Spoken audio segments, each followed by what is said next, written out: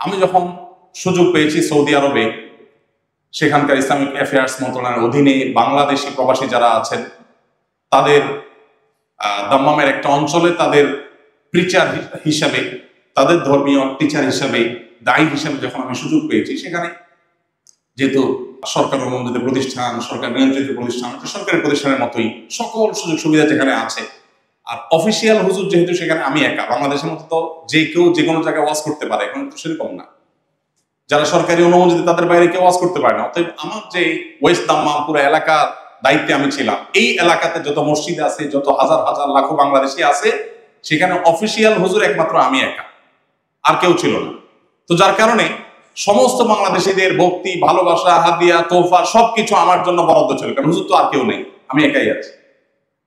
আমি যখন পিস টিভির প্রোগ্রামে দুবাইতে গেছিলাম, তখন ডক্টর খন্দকার আব্দুল্লাহ জাহাঙ্গীরের সাথে একান্ত সাক্ষাতে স্যারকে বললাম যে স্যার, এভাবে তো 10টা বছর কাটিয়ে দিলাম, চাইলে পুরো জীবন কাটিয়ে দিতে পারি, লাক্সারিয়াস লাইফ লিড করতে পারি, সরকারি গাড়ি বাড়ি সবকিছু আছে, কোনো অবনটন নেই, তো কি করা উচিত আমার?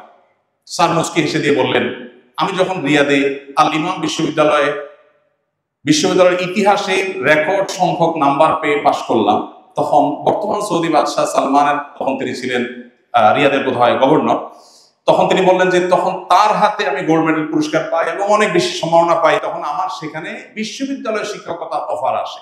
স্যার বলেন যে আমি চিন্তা করলাম যে বিদেশে মাটিতে বিশ্ববিদ্যালয় শিক্ষক হিসেবে ভালোই কাটা যেতে পারতাম, সৌদি আরবের মাটি, উমরা করবো, হজ করবো, ভালোই।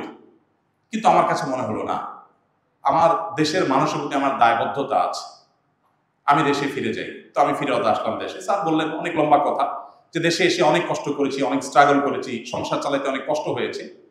আপনাকে আমি বলবো যে আপনি 10 বছর ছিলেন এখানে, বিভিন্ন দেশের আলেমদের সাথে মিশেছেন, তাদের থেকে অনেক আইডিয়া পেয়েছেন, অনেক এক্সপিরিয়েন্স শেয়ার করার সুযোগ হয়েছে, অনেক বড় বড় পণ্ডিতদের সংস্রব পেয়েছেন, সান্নিধ্য পেয়েছেন। আমার মনে হয় আপনি অনেক কিছু শিখতে পেরেছেন। আমি বয়সে, ওনার মেয়ের বয়সী, বড় মেয়ের বয়সী হলো, স্যার তুমি করে না বলে আপনি বলতেন, শেখ বলতেন। আমি স্যারকে বললাম, স্যার তাহলে এখন কি করা উচিত? স্যার বলতেন যে আপনার দেশে ফেরত যাওয়া উচিত। আমি এসেই আমার মিসেসকে তখন সৌদিতে ফেরত গিয়ে বললাম যে স্যারের পরামর্শ দিচ্ছেন। উনি বললেন ঠিক আছে, আলহামদুলিল্লাহ, চলে আসলাম দেশে। এই কথাগুলো এই জন্য বলা, যারা শুধুমাত্র একটু ভালো থাকার জন্য, ভালো খাওয়ার জন্য, একটু চকচকা ফকফকা দেশে বসবাস করে দিনটা ভালোভাবে কাটাবার জন্য সে সমস্ত দেশে যাচ্ছেন, আমি তাদের প্রতি শ্রদ্ধা রেখে বলতে চাই, আমাদের প্রিয় স্বদেশে আপনাদের মূল্যায়ন করা হয় না। আমরা জানি দুর্নীতি এমনভাবে আমাদেরকে গ্রাস করে ফেলেছে, আষ্টে পৃষ্ঠে বেঁধে ফেলেছে, যে যোগ্য মানুষদের মূল্যায়ন হয় না। কিন্তু তাই বলে আমি হাল ছেড়ে চলে যাব, এটা আমার মনে হয় আমার বিবেক আমাকে সায় দেওয়া উচিত না। আমাদের কষ্ট করে হলেও এই দেশটাকে এগিয়ে নেওয়ার জন্য চেষ্টা করা উচিত। আমার যে আসুন্না ফাউন্ডেশন দেখেন আপনারা, সেবামূলক কাজ করার চেষ্টা করি আমি, এটা আমি সৌদি থাকতেই করতাম। আমার বুঝজ্ঞান হয়েছে থেকে আমি করি, আমার কৈশোর থেকে আমি টুকটাক করে করার চেষ্টা করি। কিন্তু যখন এটা আমি সুযোগ পেয়েছি, তখন আমি এটার জন্য আলহামদুলিল্লাহ আমার নিজেকে উজাড় করে দিয়ে, সর্বশক্তি বিনিয়োগ করে, অনেক লোভকে পায়ের নিচে দমিয়ে রেখে আমি এই কাজটি করে যাওয়ার চেষ্টা করছি। আমি আপনাদের কাছে আহ্বান রাখতে চাই, আপনারা বাইরে পড়াশোনা করার জন্য যেতে পারেন। যদি মনে হয় যে দেশে আপনার সেটেল হওয়ার মতো, সেটা যে সাবজেক্টে পড়াশোনা করেছেন সেরকম কোনো জায়গায় সেখানে থাকতেও পারেন, কিন্তু দিন শেষে এই মাতৃভূমির প্রতি আপনার দায়বদ্ধতা আছে। বিশেষ করে আপনারা যারা পাবলিক ভার্সিটিতে পড়াশোনা করেছেন, বইটির মধ্যে জায়গায় পড়াশোনা করেছেন, আপনাদের জন্য প্রতি বছর রাষ্ট্র অনেকগুলো টাকা ব্যয় করে। কেন ব্যয় করে?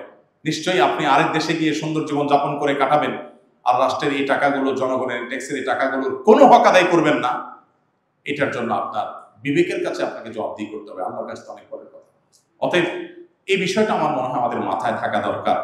দেশের প্রতি অভিমান, সমাজের প্রতি অভিমান আপনার থাকতেই পারে, কিন্তু সেজন্য আপনি আপনার এই যে দায়, সে দায় পরিশোধের মানসিকতা থাকা উচিত। হ্যাঁ, যারা সেখানে সেটেল আছেন ইতিমধ্যে, তাদের অনেকে আছেন আমি জানি, তারা সেখানে থেকেও দেশের প্রতি তাদের দায়িত্ব কর্তব্য পালন করছেন, আত্মীয়স্বজনের প্রতি দায়িত্ব কর্তব্য পালন করছেন, খোঁজ খবর নিচ্ছেন, সাধ্য অনুযায়ী দেশ, সমাজ এবং মানুষের প্রতি দায়িত্ব পালন করার চেষ্টা করছেন। এগুলো যদি করতে পারেন, সেখানে দাওয়াতকে আপনার মিশন হিসাবে নিতে পারেন, ফ্যামিলির ইমান আমল রক্ষা করার ব্যাপারে যে আপনি সর্বোচ্চ সিরিয়াস থেকে আপনি মনে করেন যে হ্যাঁ তাদেরকে আপনি রক্ষা করতে পারবেন, তাহলে আপনি পারেন।